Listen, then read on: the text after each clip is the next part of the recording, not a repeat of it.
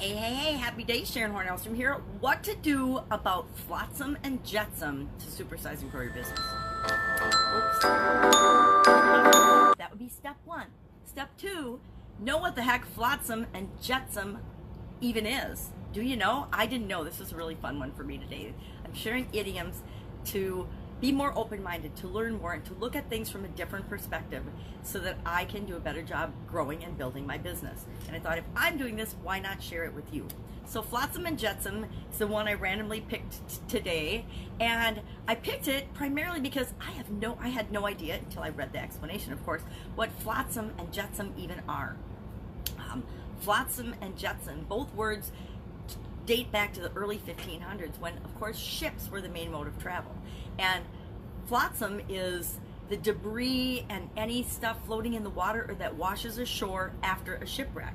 Jetsam was anything thrown overboard and floating in the water to lighten the load of a ship that was in danger of sinking.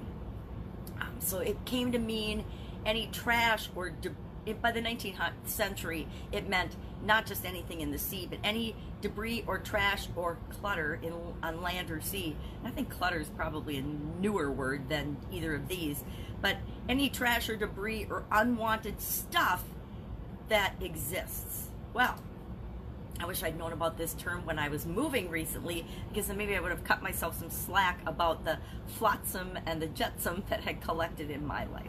I think people tend to go one way or the other, and I make a lot of excuses for why I'm totally a collector, probably, and I'm a reformed, borderline hoarder of certain things. I collect and love office supplies. Don't ask me why. Probably because I've always had my own businesses on the side as well as working in corporate America, and I always love to have a well-stocked desk, so whenever I need anything, it's there at my fingertips. I am the same way about my pantry and about cooking. I love to cook, but I'm one of those cooks that just throws in all the ingredients and then creates things on the fly.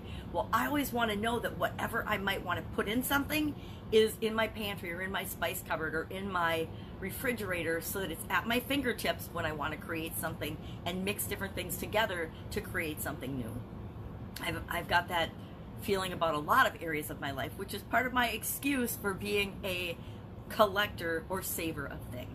So I think a lot of people fall into one of the two extremes. They're either savers or they're trashers and throwers and minimalists. I am definitely a saver and collector. Couldn't even pretend that I'm not.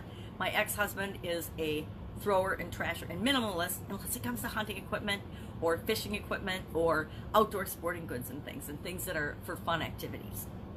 And he saved a lot of those things. I think we each have a comfort level of how much in different areas of our life that we need to have around us. How many friends do you need to have? How many business associates? How many customers? How many clients? How much money in the bank? How many resources? How much of anything do we want to have on hand? Coming from a manufacturing background, there's inventory levels, there's raw material levels that are the comfort zone so that you can always produce what you need to produce for a given period of time. As a quality professional in corporate America, we are the keepers of documentation and processes and procedures and how things are done and the records of how things were done. And so I was always a saver when it came to lots of information, lots of documents, lots of storage space. One of my last roles in corporate America, the actual owner of the company and I shared a drive that only we used because we had so much information on it. Him because it was all private and confidential. Me because I had so much I couldn't share with anybody else. We had our own dedicated server. That's a computer server, just because the amounts of information. So what does Flotsam and Jetsam have to do with you growing and supersizing your business? Well, it's like anything else. I recommend that at least on an annual basis, if not on a more regular basis, you look at what's going on in your organization and ask yourself if the level of resources or spending or number of customers or processes and procedures that you're using makes sense. Do you have the right levels of inventory? Do you have the right amount of office supplies? Do you have the right vendors and processes in place to make sure that you always have a steady stream of what you need to create and serve your customers well. Do you have enough customers coming in? Do you have a comfort level for that? And if not, what is your process for attracting more customers to your business? And are there things in your business that you can jettison, that you can get rid of, that you can slough off, that are no longer providing value or serving your business?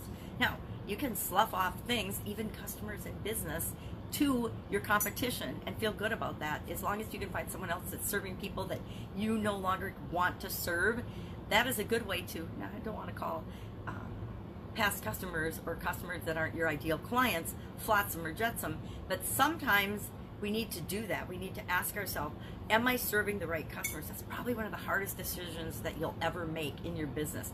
If you don't pick in the first place really intentionally who it is that you want to serve and stick to that, sometimes you get customers that are not ideal for you and you need to let them go. So this applies to every aspect of our business. I would love to know if you've ever experienced Flotsam and Jetsam in your business. Sometimes we need to jettison or slough off or lose a whole division of our business. This can apply to letting people go that aren't a great fit for our business as well. So it's fun when I find something I've never heard before and I think of all the different ways it can apply to our lives and to our businesses. Love to know what you think about this. I can help you in any way. Hit me up in the comments below. Otherwise, I will be with you tomorrow with another interesting idiom. Where does it come from? What does it mean? How might it be affecting us? And how can you use it to grow and build your business? Have a great day.